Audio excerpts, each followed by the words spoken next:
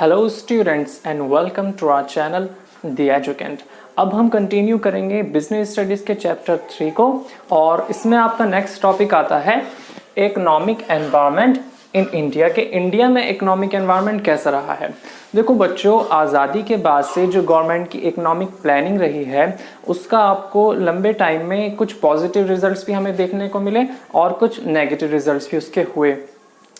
लेकिन 1991 में 1991 में जिस टाइम ये बड़ी famous industrial policy, new industrial policy जिसको कहते हैं, इकोनॉमिक रिफॉर्म्स ऑफ 1991 जिसको कहते हैं, इससे पहले एक ऐसा टाइम आया था कि बहुत दिक्कत में आ गई थी, बहुत बड़ी परेशानी में आ गई थी हमारे यहाँ की इंडिया की इकोनॉमी। गवर्नमेंट को बहुत ज़्यादा घाटा हो गया था, महंगाई जो थी वो बहुत बढ़ चुकी थी और बहुत परेशानी हो गई थी। तो उस टाइम में गवर्नमेंट द्वारा एक नई पॉलिसी लाई गई जिसमें आपको बिजनेस पर बहुत सारे रिस्ट्रिक्शंस थे।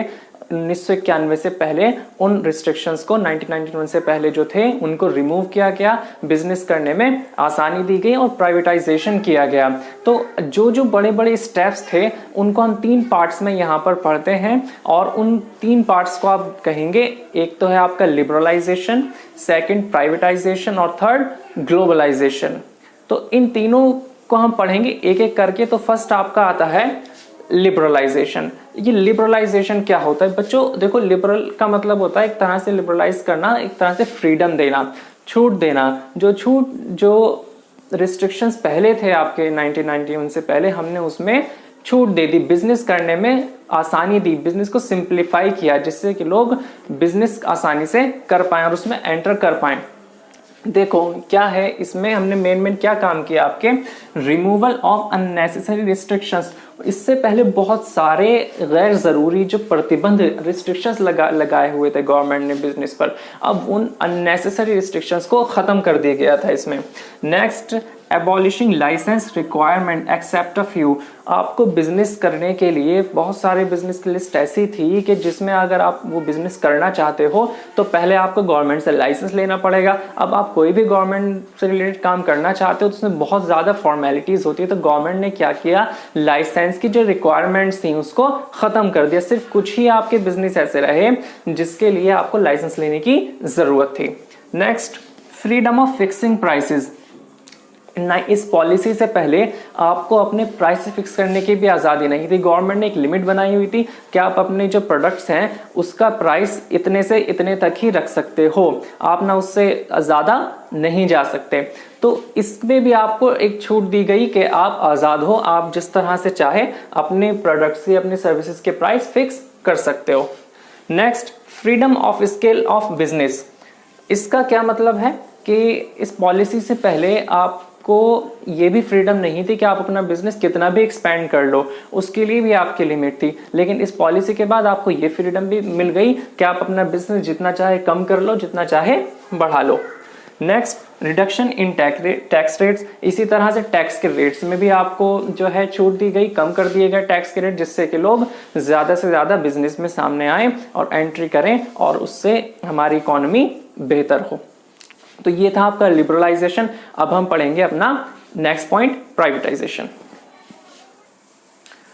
तो स्टूडेंट्स, अब हम देखते हैं प्राइवेटाइजेशन। देखिएगा प्राइवेटाइजेशन क्या होता है भाई। इस पॉलिसी से पहले जो ज़्यादातर बिजनेस थे, ज़्यादातर जो एंटरप्राइज थे वो गवर्नमेंट के हाथ में थे। सारी इंडस्ट्रीज ऑलमोस्ट गवर्नमेंट के ही हाथ में थी। तो गवर्नमेंट ने क्या किया, उन इंडस्ट्रीज में अपना शेयर कम कर लिया या पूरी तरह से बेच दिया और किसके हाथों में दे दिया, प्राइवेट सेक्टर की।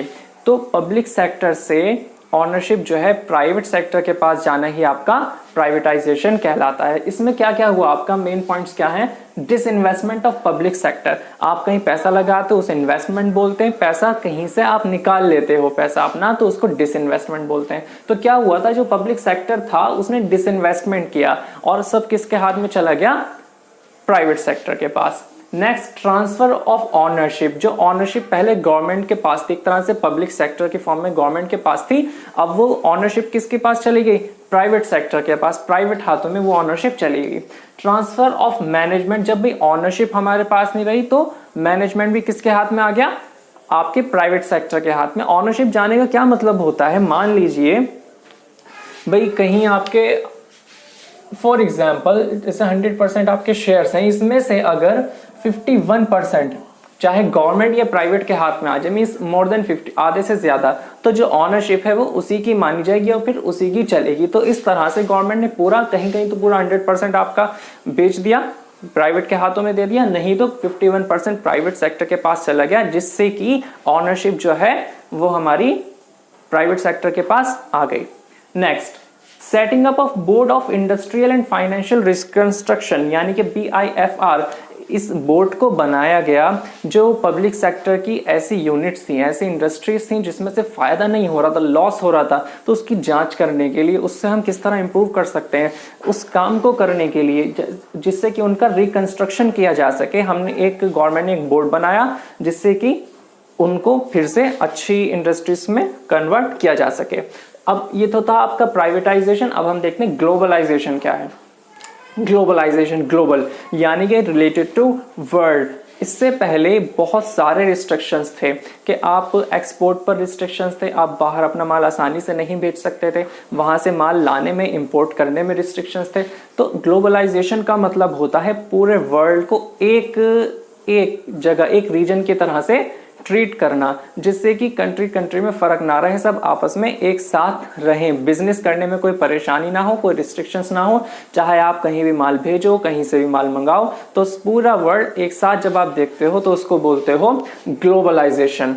इसमें क्या क्या हुआ, मेन पॉइंट्स आपके, removal of restrictions on import in value and volume. जो हमारे बाहर से माल आता था, इंपोर्ट होता था, उस पर बहुत सारे रिस्ट्रिक्शंस थे। उसकी वैल्यू पर भी रिस्ट्रिक्शंस था कि भाई इतनी वैल्यू से ज्यादा का माल आप नहीं मंगा आ सकता है यहाँ पर। दूसरा, वॉल्यूम, उसकी मात्रा में भी, उसकी क्वांटिटी पर भी रिस्ट्रिक्शन था कि इस क्वांटिटी से ज्यादा आप इंपोर्ट नहीं कर सकते। तो इन रिस्ट्रिक्शंस को हटाया गया। नेक्स्ट, प्रमोशन ऑफ एक्सपोर्ट्स, और जो एक्सपोर्ट ड्यूटी थी, टैक्स लगता था यहाँ से एक्सपोर्ट करने में, उसको कम किया गया और इस तरह से एक्सपोर्ट को प्रमोट किया गया कि ज्यादा से ज्यादा एक्सपोर्ट हम करें, क्योंकि फॉरेन एक्सचेंज की बहुत प्रॉब्लम हो गई थी। हमारे पास जो विदेशी मुद्रा है उसकी कमी हो गई थी, जिसकी वजह से एक्सपोर्ट्स होंगे तो फॉरेन एक्सचेंज भी हमारे पास आएगा, तो इसका प्रमोशन होना जरूरी था। Next, reconstruction of tariff structures, तो हमारा टैक्स का सिस्टम था फॉर एक्सपोर्ट्स एंड इंपोर्ट्स। जो फॉरेन आपका बिजनेस होता है, इंटरनेशनल बिजनेस के लिए जो आपका टैक्स का स्ट्रक्चर होता है उसको टैरिफ स्ट्रक्चर बोलते हैं, वो बहुत कॉम्प्लिकेटेड था, नॉर्मल पर्सन्स के लिए वो समझना आसान नहीं था, तो उसको भी सिंप्लीफाई किया गया, दोबारा से रिकंस्ट्रक्ट किया गया, जिससे कि आसानी से समझा जा सके और फॉलो किया जा सके। Next, foreign exchange reforms. Foreign exchange के बारे में अभी बताया आपको, विदेशी मुद्रा, इसके बारे में भी कई रिफॉर्म्स किए गए, सुधार किया गया, जिससे कि हमारा फॉरेन एक्सचेंज बेहतर हुआ। तो ये थे आपके 3 points, liberalisation, privatisation and globalisation. अब इसका इम्पैक्ट क्या हुआ हमारे बिजनेस पर, हमारे इंडस्ट्री पर, गवर्नमेंट ने जो सुधार किए हैं उसका क्या इम्पैक्ट रहा, अब हम उन इम्पैक्ट्स को देखते हैं, देखिएगा। तो अब आपके सामने है impact of government policy changes. जो गवर्नमेंट ने पॉलिसी चेंज की थी उसका क्या इम्पैक्ट हुआ हमारी इंडस्ट्री पर, हमारे बिजनेस पर, देखेंगे point two point. First point है आपका इंक्रीजिंग कंपटीशन। जब गवर्नमेंट ने रिस्ट्रिक्शंस हटाए, बाहर वालों को भी बुला लिया ग्लोबलाइजेशन करके, तो फॉरेन इन्वेस्टर्स भी यहाँ गए, तो कंपटीशन जो था वो बढ़ गया। एक तो यहाँ के जो आपके एंटरप्रेन्योर्स थे, यहाँ के जो लोग थे, उन्होंने बिजनेस स्टार्ट किया, रिस्ट्रिक्शंस खत्म होने की वजह से बाहर वाले और आ गए, तो कंपटीशन आपस में बहुत इंक्रीज हो गया, बढ़ गया। सेकंड क्या हुआ, मोर डिमांडिंग कस्टमर। जब कंपटीशन इतना बढ़ गया है तो कस्टमर के पास चॉइस थी, भाई मैं जब आपके एक मार्केट में मान लो एक ही दुकान है तो कस्टमर के पास चॉइस नहीं, उसे वहीं से खरीदना पड़ेगा। अब अगर वह 10 दुकानें आ गई तो कस्टमर के पास चॉइस आ जाती है कि वो किस दुकान से खरीदे। तो कस्टमर जो था वो ज्यादा डिमांडिंग हो गए, वो अपने हिसाब से, अपनी चॉइस के हिसाब से मांग करने लगे, डिमांड करने लगे। थर्ड है आपका रैपिडली चेंजिंग टेक्नोलॉजिकल एनवायरनमेंट। भाई इतने लोग जब बिजनेस में एंट्री करेंगे तो वहां पर सरवाइव करने के लिए कुछ तो नया करना पड़ेगा, कुछ तो चेंज करना पड़ेगा। ऊपर से जो फॉरेनर्स थे वो भी यहाँ बिजनेस करने आने लगे, तो क्या होगा, वो टेक्नोलॉजी भी नई लेकर आए। तो जो आदमी कुछ नया करेगा, पब्लिक को, कस्टमर को नई नई चीजें देगा, अच्छे प्रोडक्ट देगा, वही सर्वाइव कर पाएगा। तो इस पॉलिसी का एक इम्पैक्ट ये हुआ कि जो टेक्नोलॉजिकल एनवायरनमेंट, जो टेक्नोलॉजी थी वो लगातार बहुत तेजी से बढ़ने लगी, इंप्रूव होने लगी। Fourth, necessity for change.